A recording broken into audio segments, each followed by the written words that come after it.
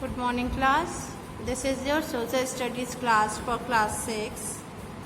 So in today's class we are going to start our chapter number 4 from unit 3rd, and the name of chapter number 4 is rural administration, which is given at page number 127. So take out your book and come on page number 127. Here is your page number 127, and in this page chapter 4 is given rural administration. Rural administration means क्या हुआ? ग्रामीण प्रशासन. क्या हो गया? ग्रामीण प्रशासन. तो इसमें ग्रामीण क्षेत्र में किस तरीके से प्रशासनिक कार्य होते हैं उसके बारे में हम यहाँ पे पढ़ेंगे. ठीक है, तो चलिए स्टार्ट करते हैं. तो देखिए क्या है. Social condition in the village can be very pressurizing and people may be involved in some conflict that arise from caste differences and other major causes. जो सामाजिक स्थिति है गाँव में वो बहुत ज़्यादा क्या है, वो दबाव है उस पर. ठीक है, वहाँ के लोग क्या हैं, हर एक कॉन्फ्लिक्ट्स में वो हमेशा कुछ ना कुछ मुद्दा वो उठाते रहते हैं, उसमें इन्वॉल्व रहते हैं. जैसे कास्ट भेदभाव होते हैं, जाति भेद है, इन सबों के कारण. ठीक है, ये सब भी कई उसके मेजर कारण हैं. A higher authority is always required to maintain law and order. किसी भी जगह पे एक उच्च स्तर पे एक प्रशासन कार्य करना चाहिए वहाँ किसी भी जगह पे लॉ और ऑर्डर को मेंटेन करने के लिए, या जो भी ज़मीन से रिलेटेड जो भी विवाद है उसको सॉल्व करने के लिए. ठीक है, and to bring about changes which have to be recorded. और साथ ही साथ जो चेंजेस हो रहे हैं उस गांव में उसका रिकॉर्ड रखने के लिए. These are then passed on to people who need the information. In this chapter we will study all about. तो ये क्या है, ये फिर उन लोगों के पास पहुंचाया जाता है जिसे वहाँ की इंफॉर्मेशन की ज़रूरत होती है. ठीक है, तो यही सब बातें हम यहाँ पे पढ़ेंगे. ठीक, तो पेज टर्न कीजिए. केस स्टडी आप सेल्फ स्टडी करेंगे. चलिए देखिए यहाँ पे मेनली केस स्टडी में क्या दिया है आप देख लीजिए. Dispute over land and area of jurisdiction of police station. यहाँ पे मतलब ये है कि जो ज़मीन संबंधी जो विवाद होते हैं उनको लेके यहाँ पे कुछ मुद्दा वहाँ पे उठा हुआ है वहाँ के पुलिस स्टेशन पे. ठीक है, तो उन्हीं का लेके यहाँ पे केस स्टडी है, एक केस के बारे में बताया गया है. तो फर्स्ट है, देखिए पॉइंट क्या है, first information report FIR. FIR क्या होता है तो देखिए क्या है. An idea struck Ram Kishore and he walked out of SHO's room but promptly came back with his neighbour behind him. क्या है, एक राम किशोर नाम के आदमी थे जो स्टेशन ऑफिसर थे. ठीक है, तो इनके दिमाग में एक बार एक अचानक से ये आइडिया आया, और एक राम किशोर नाम के एक इंसान थे जिनके दिमाग में ये एक आइडिया आया और वो तुरंत स्टेशन ऑफिस के रूम पे चले गए. But promptly came back with his neighbours behind him. लेकिन अपने पड़ोसियों के साथ वो वहाँ से वापस आ गए. All of them went straight to the SHO's office and almost surrounded him to let him have a feel of their number and strength. जब एक बार वो अपने आइडिया मतलब FIR से रिलेटेड उनके दिमाग में ये आइडिया आया था, किसके में, राम किशोर के दिमाग में, तो वो एक बार गए तो उन्हें वापस कर दिया गया. तो वो कई लोगों के साथ गए, अपनी संख्या दिखाया ताकि लोग उनको समझे, मतलब उनकी बात को सुने. ठीक है, all of them put forward their arguments strongly in favor of Ram Kishore. जितने भी लोग उनके साथ गए थे उन्होंने वहाँ पे आर्ग्यूमेंट किया और वो एकदम किसके फेवर में थे, राम किशोर के फेवर में थे. Finally, the SHO felt that he had to bow down to the public demand. He relented and agreed to take the written complaints against Moti Ram and his helper. Finally क्या हुआ, SHO जो है public demand के आगे झुक गए और वो इस चीज़ के लिए मंजूर हो गए, तैयार हो गए मोती राम के अगेंस्ट एक रिटन कंप्लेन मतलब लिखित कंप्लेन लिखने के लिए. ठीक है, और उसके हेल्पर्स के खिलाफ. मतलब यहाँ मोती राम की एक स्टोरी दी हुई है, उसी में बताया जा रहा है और राम किशोर भी उसमें है. ठीक।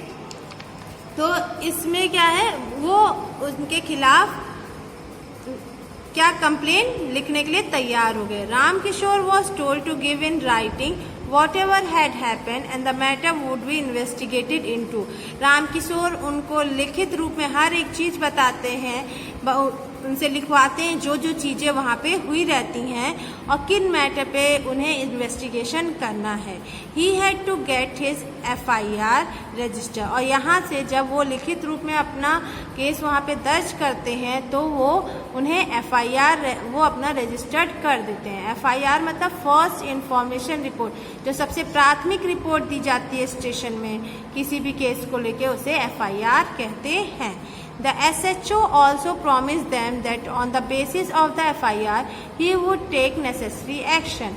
और SHO राम किशोर को प्रॉमिस करते हैं कि जो FIR में जो भी चीज़ें आपने बताई है उसके बेसिस पे जो भी चीज़ गलत सही होगा उसके खिलाफ वो एक्शन लेंगे। It was a typical case of land dispute in the village। In every village land dispute are very common। देखिए हर ग्रामीण क्षेत्र में जमीन संबंधी विवाद बहुत ज़्यादा होता है और बहुत जटिल भी हो जाता है ये केस, ठीक है। और हर एक गांव में ये चीज़ होता है, ये समान है। These disputes also arise within the family and in the neighborhood। साथ ही साथ जमीन को लेके, जायदाद को लेके ये जो झगड़ा है, विवाद है, वो घर के सदस्यों में भी हो जाता है, पड़ोसियों में भी हो जाता है, ठीक है। नेक्स्ट है पटवारी एंड लैंड रिकॉर्ड्स। पटवारी क्या होते हैं, लैंड रिकॉर्ड्स क्या होता है, इसके बारे में पढ़ते हैं। People in the village are dependent on land. जो भी ग्रामीण व्यक्ति है वो टोटली वहाँ की भूमि पे ही आश्रित है, ठीक है। Hence there are bound to be conflicts related to land and its acquisition. Such land disputes are settled by village sarpanch with the help of land record officer and the police. इसलिए वो अपने जो भी जमीन है उससे पूर्ण रूप से जुड़े हुए हैं और जो भी दिक्कतें आती हैं फिर उन्हें दिक्कत उससे होती है। तो ऐसे जब भी जमीन संबंधी विवाद आते हैं वो कौन सुलझाता है, तो वहाँ ग्रामीण सरपंच होते हैं, वो उसे सुलझाते हैं। लेकिन किसके हेल्प से, जो लैंड रिकॉर्ड ऑफिसर होते हैं जिनके पास वहाँ के सारे लैंड के रिकॉर्ड्स होते हैं, उनके हेल्प से और वहाँ की पुलिस के हेल्प से। We have already seen how the police can help settle a case. Now we would take a look at the role of the land record officer called Patwari in the village। अभी हमने देखा किस तरीके से police उस मामले को settle करती है, तो कैसे कि FIR दर्ज करके और उस पर एक्शन लेके। अब हम ये देखेंगे कि पुलिस लैंड रिकॉर्ड ऑफिसर जो होते हैं वो कैसे इस मामले में हेल्प करते हैं या उसको सही करते हैं इस मामले को, जिनको हम क्या कहते हैं, पटवारी कहते हैं। ग्राम का पटवारी, गांव का पटवारी कहते हैं। तो पटवारी कौन है, patwari is an important and effective official at the village level. She is often known by different names in different areas. Patwari एक बहुत महत्वपूर्ण अधिकारी हैं ग्रामीण स्तर के, ठीक है, और इनको अलग अलग क्षेत्र में अलग अलग नाम से जाना जाता है।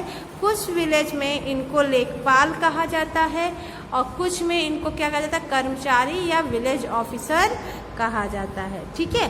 अब पटवारी की ड्यूटी क्या होती है, जो ये लैंड रिकॉर्ड ऑफिसर्स होते हैं उनका क्या कार्य होता है। तो फर्स्ट क्या है, देखिए मेन इसकी 3 चीफ ड्यूटीज है। कितनी, 3 ड्यूटीज हैं। फर्स्ट है maintenance of records of the crop grown at every harvest. Her season में हर जमीन में कितना क्रॉप ग्रो किया है, फसल कितनी हुई है, इसका रिकॉर्ड ये रखते हैं। Maintaining and updating the records of right, that is who own which field in the village and who would inherit it. और इसके साथ साथ ये समय समय पे अपडेट करते रहते हैं और मेंटेन करते हैं रिकॉर्ड्स कि किसने ज़मीन खरीदी है और किसने अपने माता पिता द्वारा वो ज़मीन पाई है, किसके नाम पे वो ज़मीन ट्रांसफ़र हुई है। ये सारे रिकॉर्ड्स कौन रखता है, पटवारी रखते हैं, ठीक है।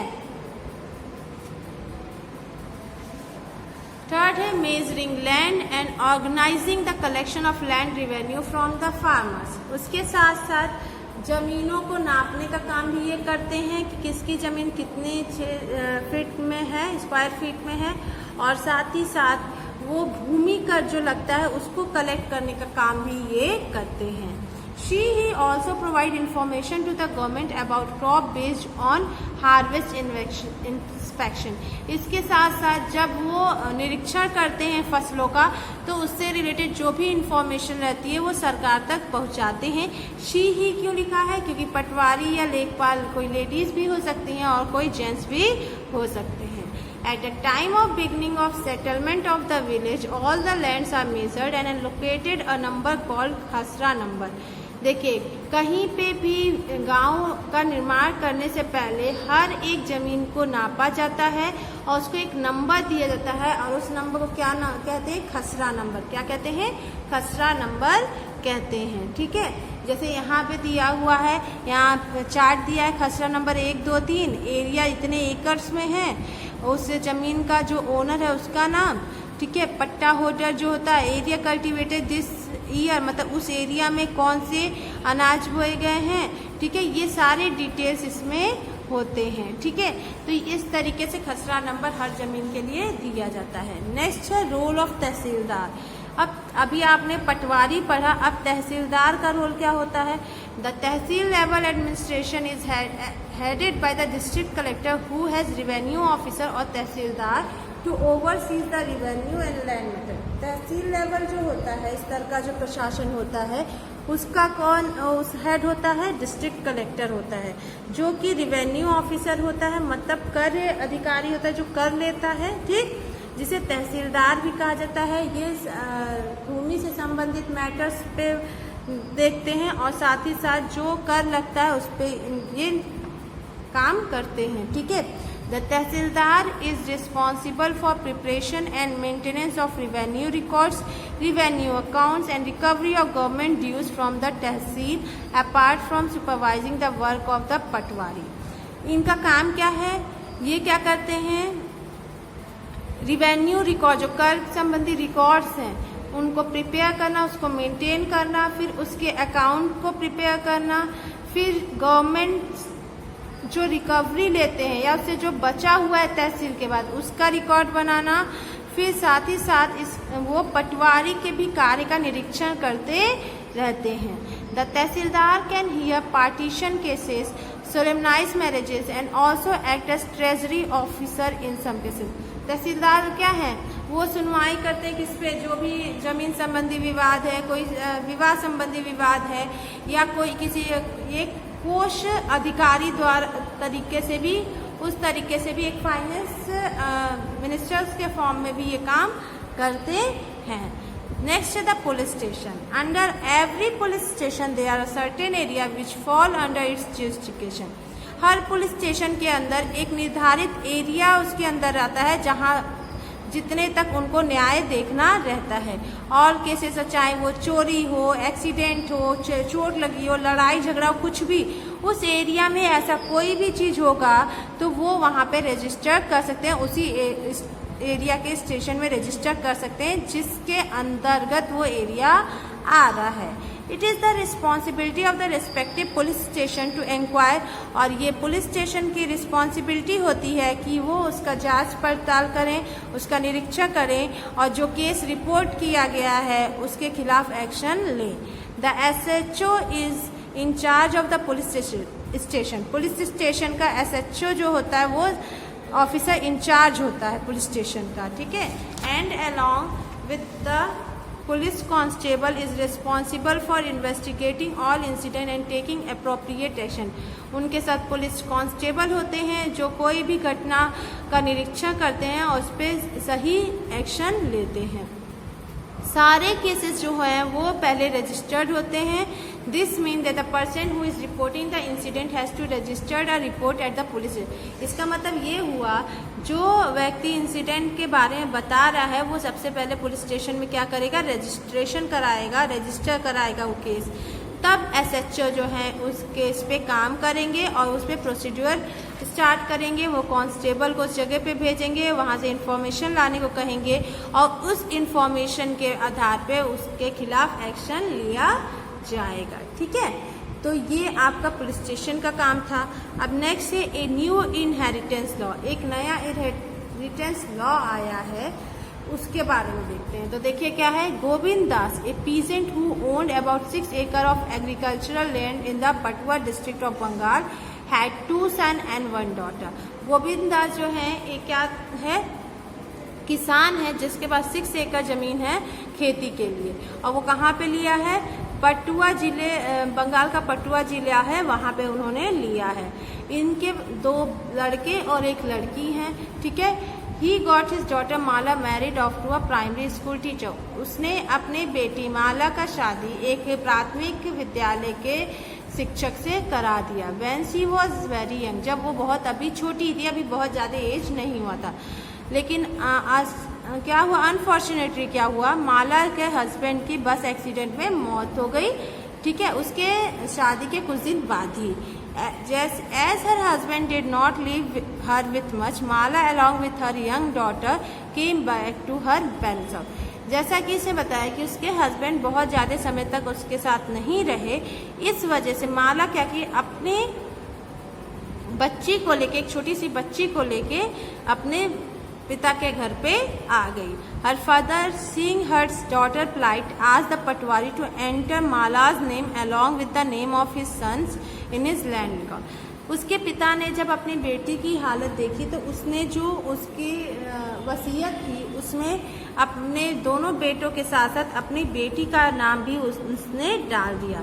This inclusion of Mala's name has given the Mala the assurance that she has a rightful share in her father's property and can depend on the income from the land. इससे ये निश्चित हो गया कि माला जो है, जो उसके पिता की जमीन है, प्रॉपर्टी है, उसमें उसका भी हक है, उसका शेयर है, और जो भी उससे फायदा होता है, पैसा आता है, वो उसे मिलना चाहिए, उसका शेयर उसमें से मिलना चाहिए। As per the earlier Hindu Succession Act, पहले जो हिंदू सक्सेशन एक्ट था, जब जो प्रॉपर्टी है वो इक्वली शेयर होती थी लड़कों में, ठीक है। पिता की मृत्यु के बाद वो सिर्फ लड़कों में शेयर होती थी, वहाँ पे किसी भी लड़की का नाम नहीं आता था और ना ही किसी विधवा का, ठीक है। It was highly unjust practice, ये बहुत अन्याय था जो ये चीज़ें होती थी। क्यों?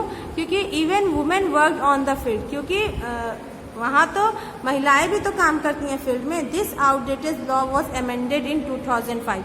इस नियम में संशोधन हुआ 2005 में, under which the sons, daughter and the widow of the person would get equal share on the land and property left by the disease.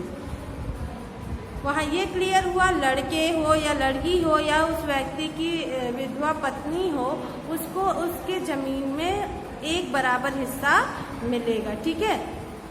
This law help to empower the women in the society. इस कानून के वजह से एक सही place महिलाओं को समाज में मिलना शुरू हो गया, उनको शक्ति मिलनी शुरू हो गई, ठीक है। तो ये आपका चैप्टर रूरल एडमिनिस्ट्रेशन यहाँ पे कंप्लीट होता है। इसका एक्सप्लेनेशन मैंने आपको दे दिया, आप इसको पढ़िएगा एक बार, और इससे रिलेटेड जो भी क्वेश्चन आंसर और एक्सरसाइजेस हैं वो आपके व्हाट्सएप ग्रुप पे सेंड हो जाएंगे, वहाँ से आप इसे कर लीजिएगा। सारी टिक आपको बुक में ही मिलेंगे, आपको उसी में से करना है, शॉर्ट, वेरी शॉर्ट, लॉन्ग, सब आपको इसमें मिल जाएगा, ठीक है। तो आप इसे कर लीजिएगा। अभी तो लॉन्ग ही टिक आपको मिलेगा, लेकिन आगे ऐसा भी होगा कि अब धीरे धीरे क्या होगा, मैं शॉर्ट, वेरी शॉर्ट, लॉन्ग सारी बुक में ही टिक करके आपको PDF के फॉर्म में सेंड करूंगी, आप वहां से उसे कंप्लीट कर लीजिएगा, ठीक है। सो आज की क्लास में यही होगा करती हूँ। Thank you.